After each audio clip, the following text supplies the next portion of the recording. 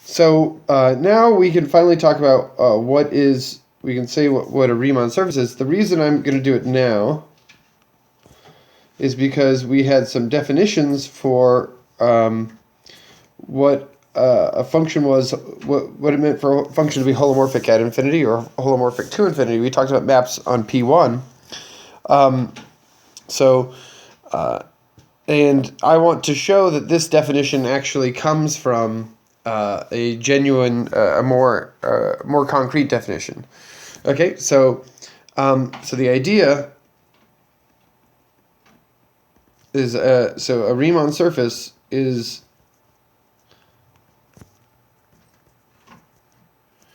a topological space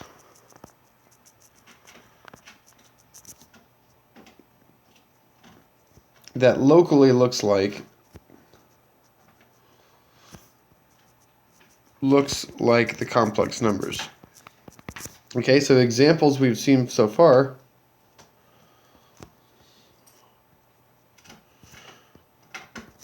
so we've seen the projective line here, the complex projective line.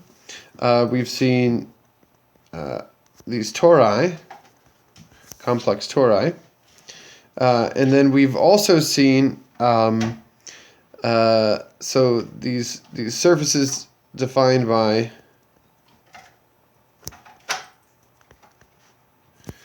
analytic continuation.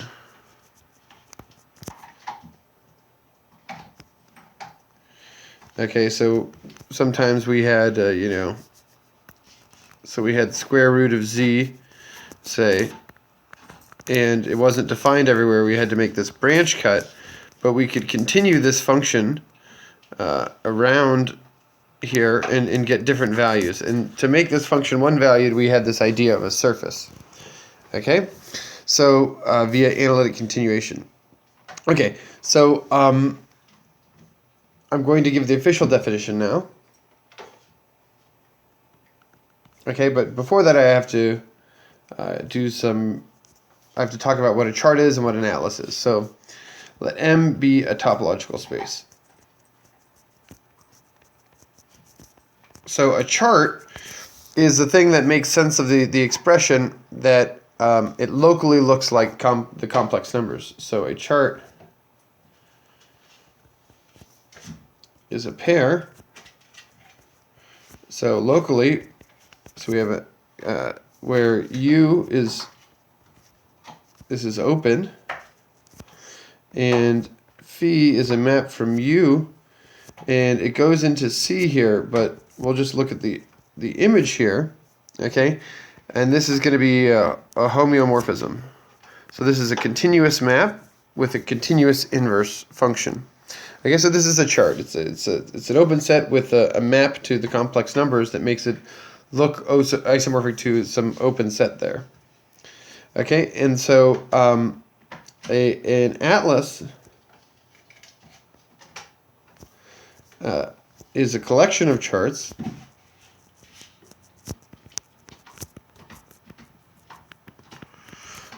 here ui phi I in some index set such that two conditions hold. The first condition says that that M is equal to the union of these UIs. So that this is a covering condition. Okay? And then the second condition that we want is that,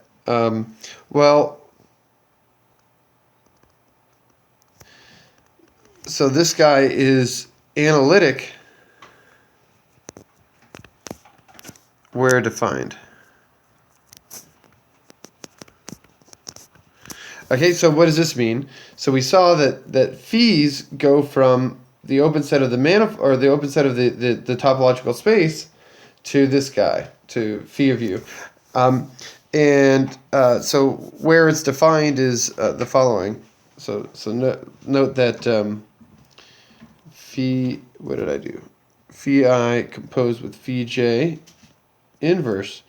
So this needs to be defined on ui intersect uj, but Okay, but we need to take the image. Note that this thing is contained in C. UI intersect UJ. And this is also contained in C. So this is a map from the complex numbers to the complex numbers, and it makes sense to talk about whether or not it's analytic. Okay? So we have a chart, which is something that makes your space locally look like this. An atlas is a collection of charts. Okay? And then and then we define that this guy here is analytic. And it's defined on these intersections. All right, and so now we can give the definition. So a Riemann surface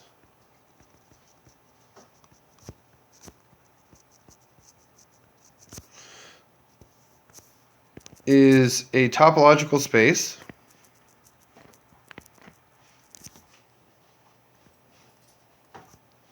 M with a maximal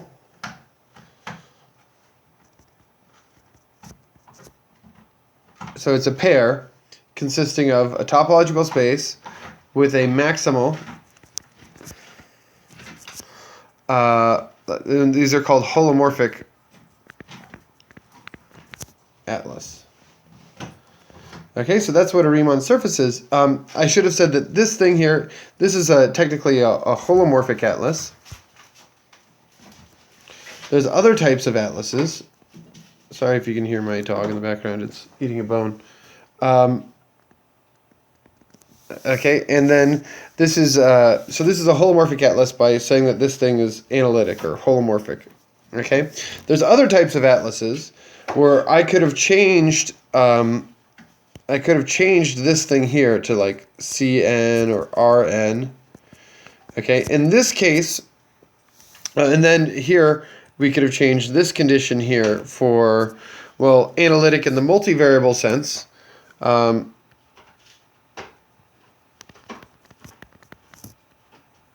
Multivariable sense, or respectively C infinity. Or you could do just continuous. And in those particular instances, this guy would, if it was analytic in the multivariable sense, you'd have a complex manifold. And then in this case, you just had what would be called a manifold. Okay, so in particular, when this n is equal to 1, these Riemann surfaces are complex manifolds of dimension 1. Okay, and so what do I mean by maximal holomorphic atlas? Okay, so again, when we have this thing, this is a holomorphic atlas, a dimension 1 holomorphic atlas. So then, so what was I saying? So,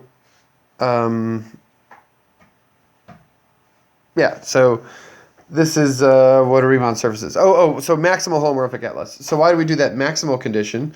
So we don't worry about the collection of covers here. So we essentially take the largest set that we could consider with of holomorphic charts. So we don't have to worry about adding more things in. It just makes the definition behave better.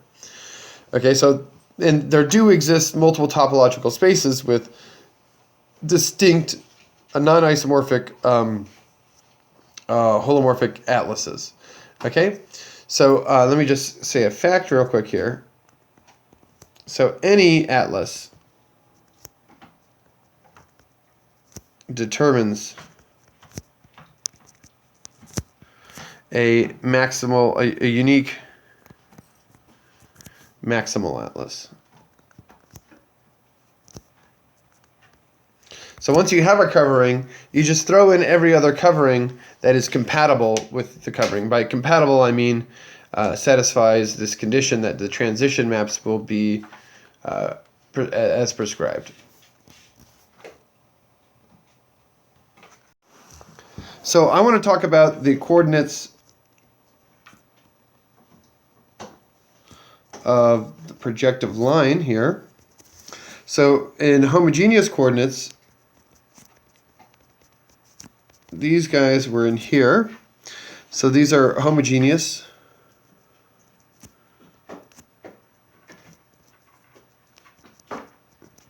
Okay, so we can scale this guy by a constant complex number and still get the same thing. And let me just remind you that P1 is in bijection with the unit sphere. So we have this point at infinity here. So this was the point at infinity, and we had this point 0 down here. And one of the charts that we had was we considered the set like this, where we remove this point, okay? And again, this is the point where z1 is equal to 0, okay? So this is, again, so this guy here is our usual copy of C.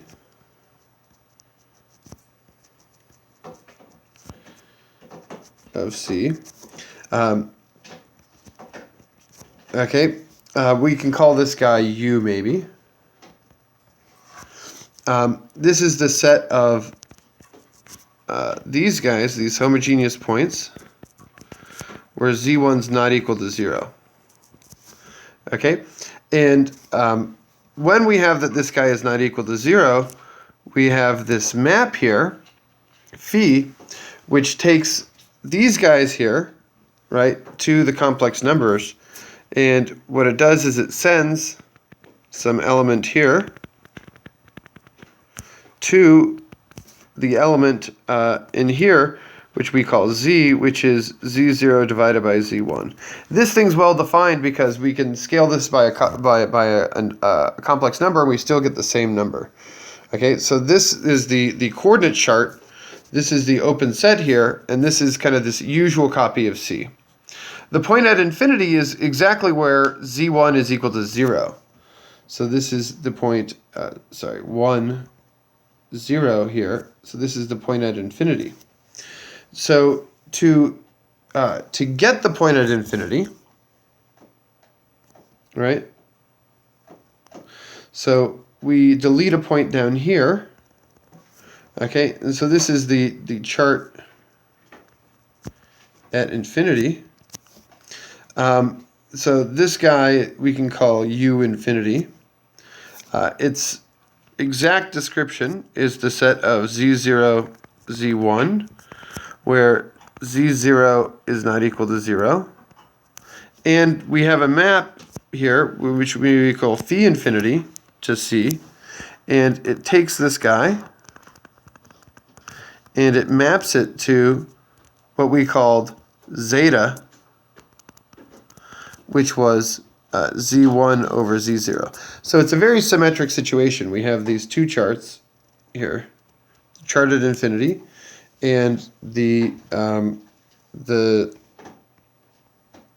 usual copy of C. We note that there's a transition map between these two guys. Okay, so if we take this guy and we intersect it with this guy, we get this guy. So we have the point at infinity deleted. So this is U. This was U infinity here. All right, so that's just this piece here. It's just this piece. This guy here. And so in terms of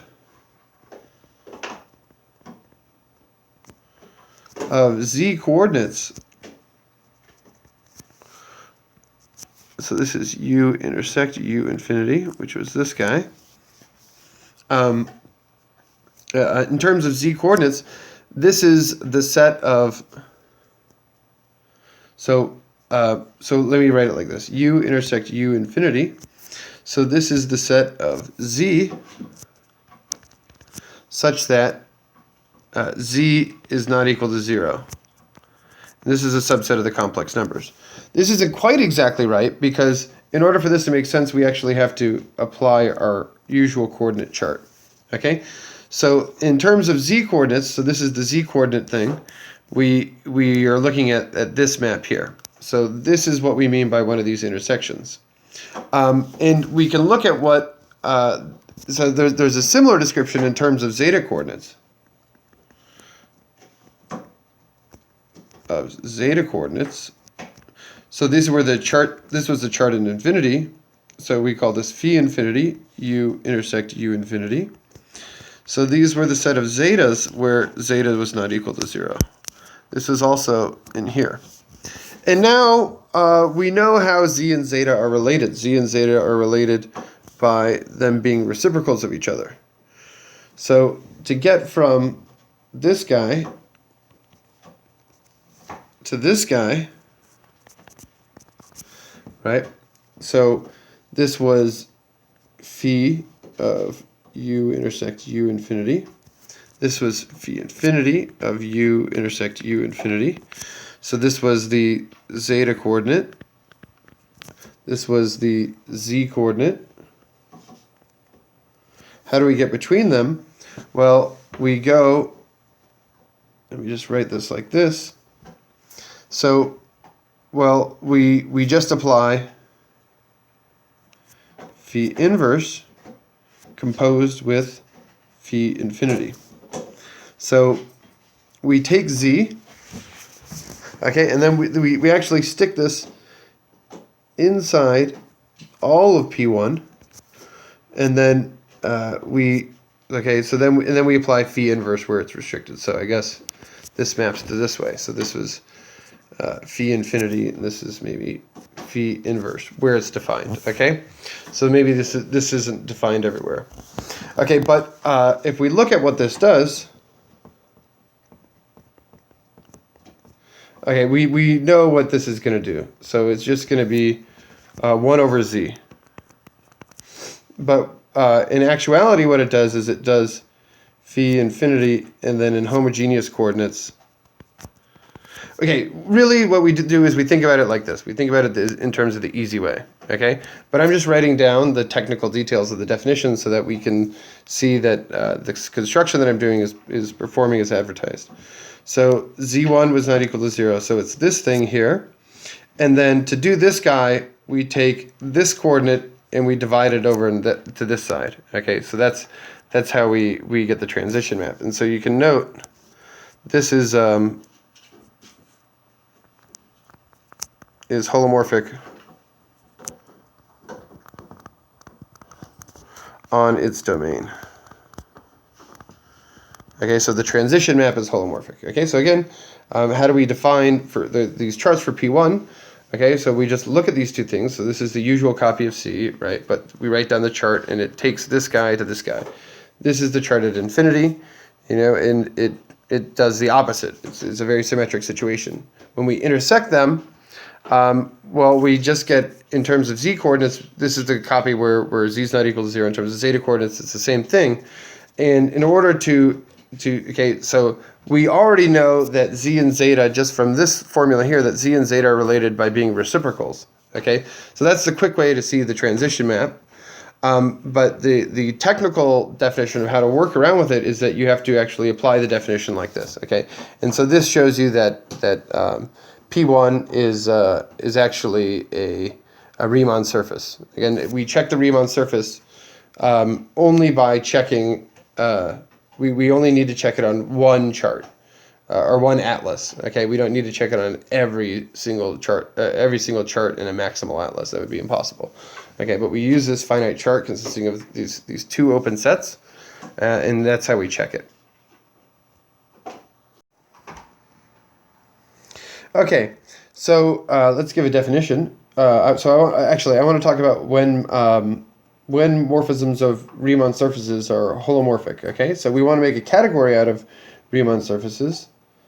So, and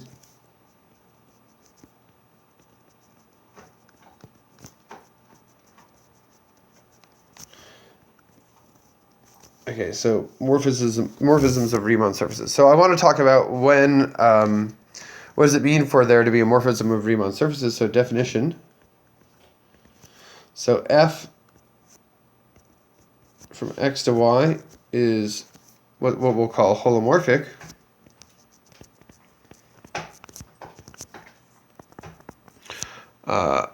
Or let's say, i.e., a morphism of Riemann surfaces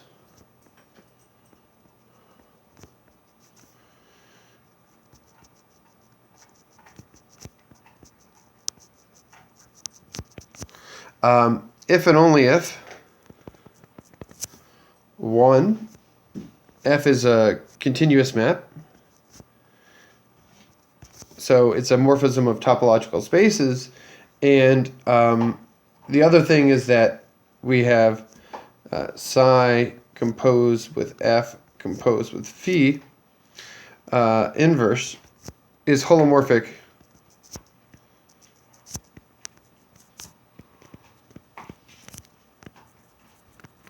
where defined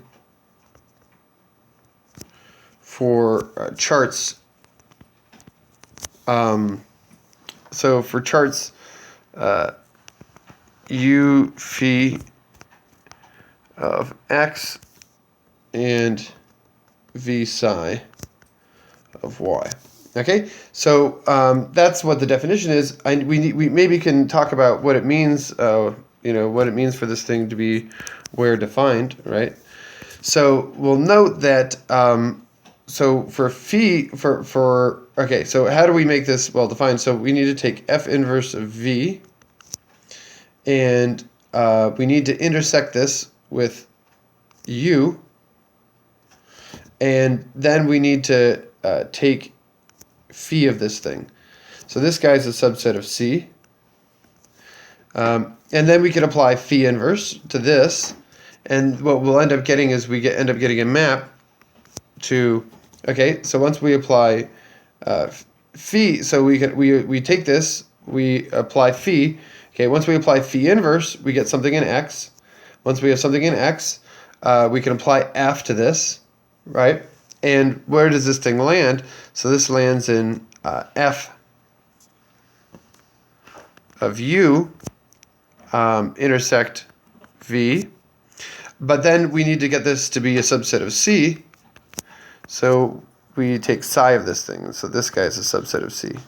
So again, we do undo phi, right? We get this. So this is why I didn't write it down like this the first way, because it's pretty cumbersome. Okay?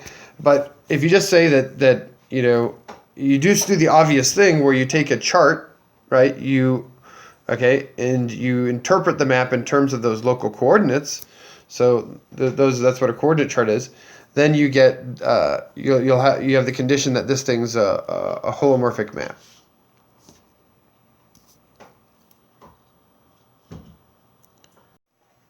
So I want to now examine maps from projective space to projective space.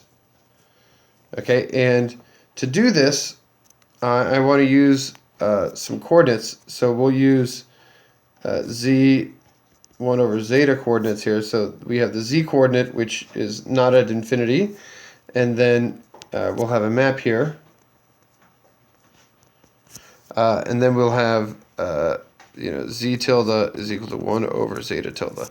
Okay, and then we can use so we have to be careful about our notation right now. So let's call this map here phi. Okay, so we had a bunch of different conditions, and we had actually 4 conditions here. So we are given. So what we would do is we were given f of z, a meromorphic function. So really,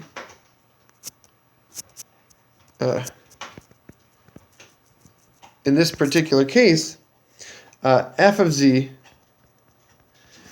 is actually phi. Well, okay, so let's do this.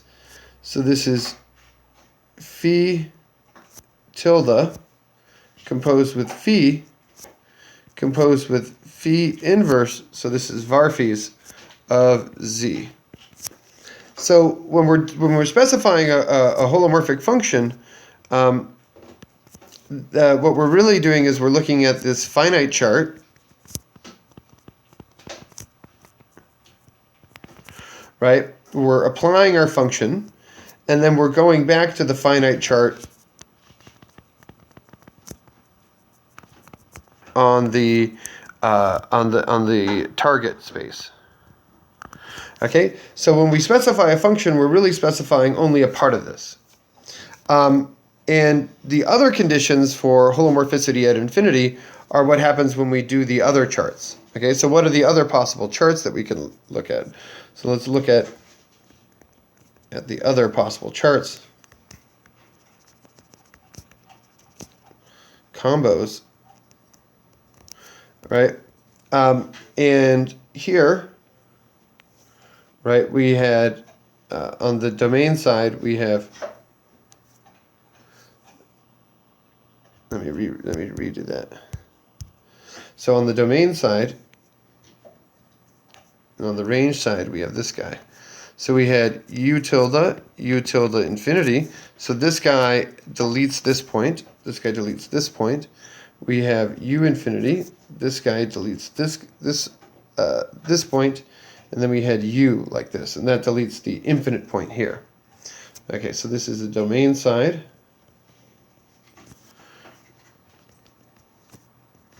And then we had the range side.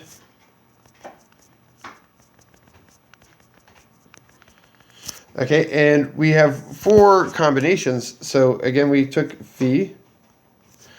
Let's do this, phi, phi, phi. And here we can take this is the usual coordinate chart. And again, we apply the usual coordinate chart here. So this was f of z. Okay, so now what we could do is we want to define holomorphicity at infinity, so we use this chart. Okay, this guy has zeta coordinates. So this has zeta coordinates.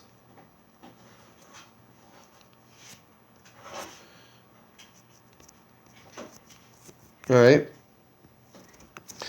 This is z coordinates. This guy we're using z tilde coordinates, and this guy we're using zeta tilde coordinates. Okay, so we have a bunch of different copies of P1. So this is the domain side, this is the range side. Okay, and then we'll just use the finite piece here. So this guy ends up being, so if we go here, z is really 1 over zeta, so this is f of 1 over zeta. Okay. Similarly, we could do phi inverse here and then do phi tilde here. Okay. So this takes a z, and then what it does is, so this guy here is equal to z tilde. This guy is equal to z tilde. This guy is 1 over f of z, and this is zeta tilde. Okay, so now we're actually doing the transition where we flip on the target side here, and now we can do both of them at the same time. So this is infinity tilde like so, and we plug in a zeta, and so we have 1 over f of 1 over zeta. And this was zeta tilde. Okay, and so this was just the usual holomorphic condition. Okay, this condition here is this is the holomorphic at infinity.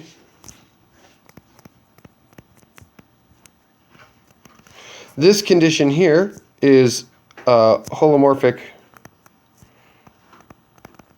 to infinity, and this was the condition that holomorphic to infinity at infinity. So this was when f of infinity was infinity. And so now you can see that our usual definitions for projective space, okay, are actually, so the definitions that we had before for conditions for holomorphic at infinity was just a condition for these maps here to be holomorphic. Okay, yeah, and you actually get to write them down now. Yeah, so that's what I wanted to show you about this particular example. That the old definitions that we had for holomorphicity in terms of maps from P1 to P1 are really just definitions coming from the definition for a morphism of Riemann surfaces.